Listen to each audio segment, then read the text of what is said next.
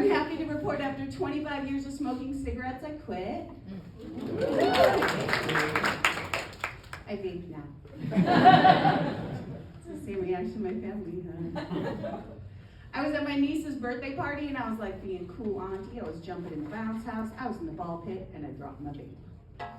So I gathered the kids around. I said, Auntie dropped her vape. And my nephew goes, well, we really don't know the long-term outcome. And I said, not now, Miles.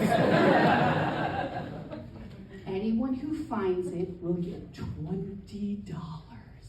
And Miles goes, I'll do it for 50. I said, I could buy a new one for 50. And he goes, well, how bad do you want it right now? And then my niece goes, equal work for equal pay. And I said, not for girls.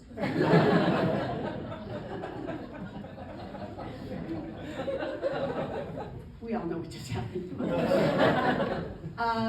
So I am a sucker for someone with an accent that is not from the Midwest. Because I'm from here, I'm from Chicago, so everyone who's around me sounds like this. Ange, give me a Heineken and a sandwich, 2, 3, 4. Everyone, right? So I'm a sucker for an accent. Does anyone here have an accent that's not from the Midwest? Show of hands? Yeah? Okay. I want to guess. So say, Ange, give me a Heineken and a sandwich. Oh, Boston, right? No? Russian. Oh, I should have guessed that. So sexy.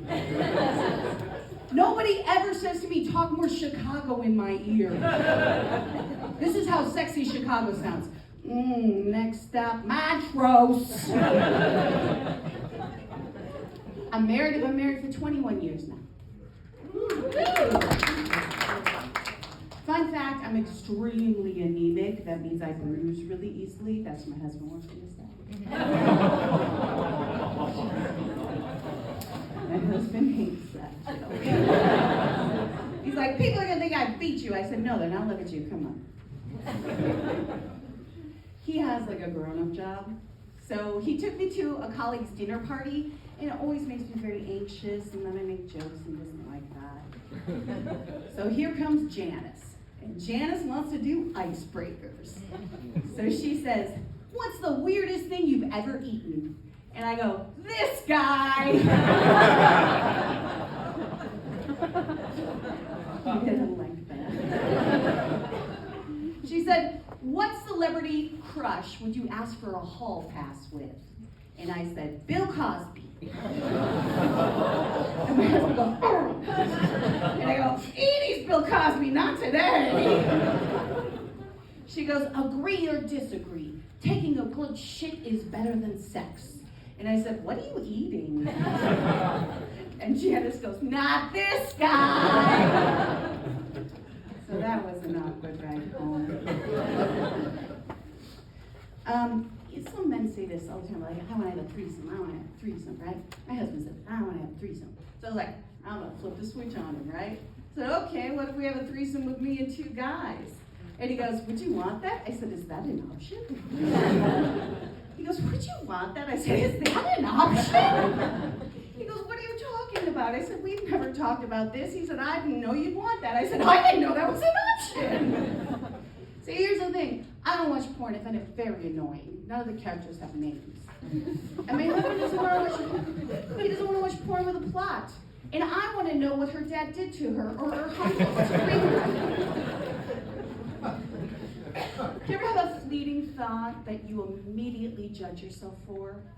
Like, I was at the hair salon and this beautiful gay man was just washing my hair and rubbing my head, and I just thought, I could turn him.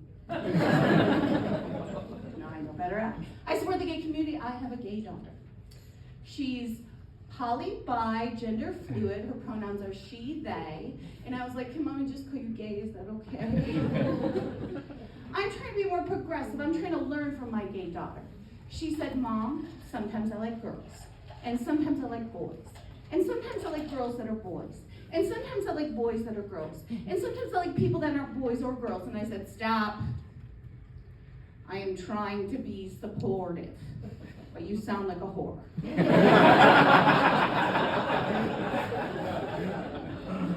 Now explain it to mommy again slowly. And at each point tell me how many people are involved. She also has high-functioning autism. And for folks that don't know, what this really means is she just sees the world a click different than everybody else. For example, we were out shopping, and she took a picture of a closed-down bye-bye baby, and she went, Roe v. Wade. I said, what are you talking about? And she said, isn't that an abortion clinic? The bye-bye baby? The bye-bye baby is not a place where you can buy a baby. Nor is a place where you say bye-bye to a baby. It's a place where you buy things for a baby. And she goes, well, that's a confusing name. And I said, is it? That means you buy the idea that there is a warehouse-sized abortion clinic next to the Bed Bath & Beyond. Number 2. She called me up, she said, you want a hot mom contest? And I said, what? She said, yeah, I'm at a party. We decided to have a hot mom contest, and everyone pulled out pictures of their mom, and you won. I was like, oh, and she goes, well, it was just you and one other mom, but you beat Anthony's mom. You were the hottest mom at the Dungeons and Dragons party. And I was like, fuck you, Anthony's mom. I'm like a 20-sided dice. I'm always a critical hit. Oh, I see 3 Dungeons and Dragons fans. I see you. No, we didn't find out she had autism until she was about 17. And when she got her diagnosis, oh, it just hit me right in the chest. I just thought, well, that makes so much sense. I just thought she was an asshole. And it does make so much sense, and we do communicate so much better now, but here's what came out of it. Now, every time I meet an asshole, I'm like, oh, he's autistic. And it makes everything so much easier to deal with him. I'm telling you right now, the next time you meet an asshole, if you just say to yourself, like, oh, I just need to be patient with him, it's going to save your whole day. My daughter said, Mom, why did I get autism? And I said, because I got you vaccinated for chickenpox. No, I'm kidding. I told the truth. I said, you got that shit from your dad's side of the family. You got your mental health problems from Mom. I have a 14-year-old as well. When she was 12, she decided she wanted to take out a Tinder account on her friend's phone because they thought it was funny. I said, let me see the profile. First of all, the profile picture was lesser-known actress Keira Knightley. I said, do you know who this is? She said, she's pretty. So my 12-year-old was catfishing people on Tinder as Keira Knightley under the alias Sheila. I said, why Sheila? And she said it sounded more adult. This is what the profile said. This girly pop slag. No simps, no sad boys, bitch. I said, I don't think that's how adults talk. I don't know. I've never been on a dating app. When my husband and I started dating, he left me messages on my answering machine. You know how hard it is to get a dick pic off an answering machine? I did have this one idea the other day. What would be a 90s equivalent of an unsolicited dick pic? Just be a guy with a bunch of Polaroids of his dick, and he's like, look at this!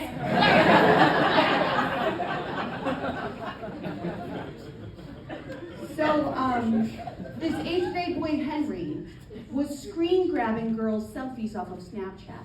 And when you screen grab somebody's Snapchat, it sends you a notice, Henry, you screen grabbed your Snapchat. So a bunch of these 8th grade girls got together and decided Henry was masturbating to them. Now, yes, he's a little creepy, yes, he's probably masturbating to them, but we had no proof. So I had to have this delicate conversation with my daughter about spreading rumors. And this is the conversation, I swear to God, I have not changed a word. I said, honey, sometimes boys your age get a bit excitable. And she goes, I know he was jerking it to my face, Mom. And then she said, I wish he'd just find Jesus already and stop beating his bitch.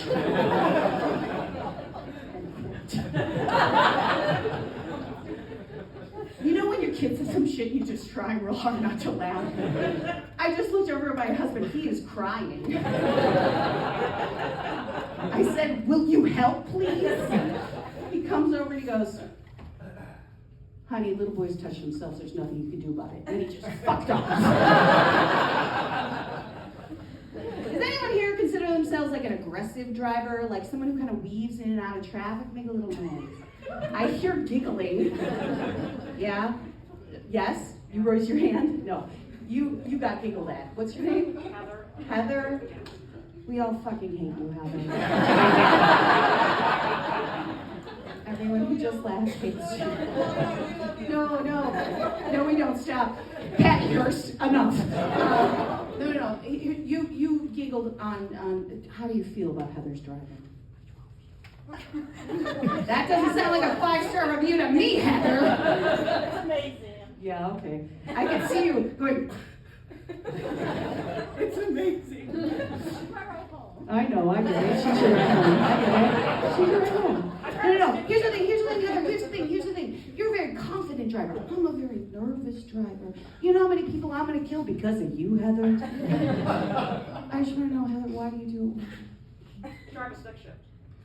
Okay, I'll just be patient with you.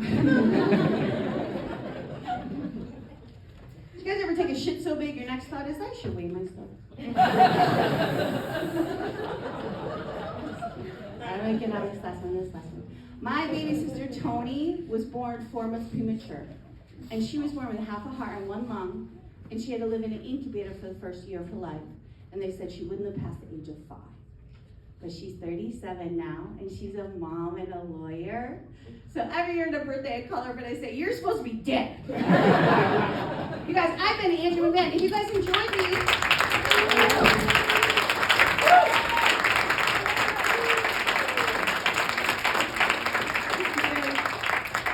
this is how Todd and I would take a prom picture. If you guys enjoyed me, What do they do like that? Don't touch me, it's weird. If you guys enjoyed me, I'll be selling some stickers after the show for $1 that say Big Clit Energy and Midwest Hop. Thanks, guys. Thank you guys for coming out to Angie's half-hour comedy.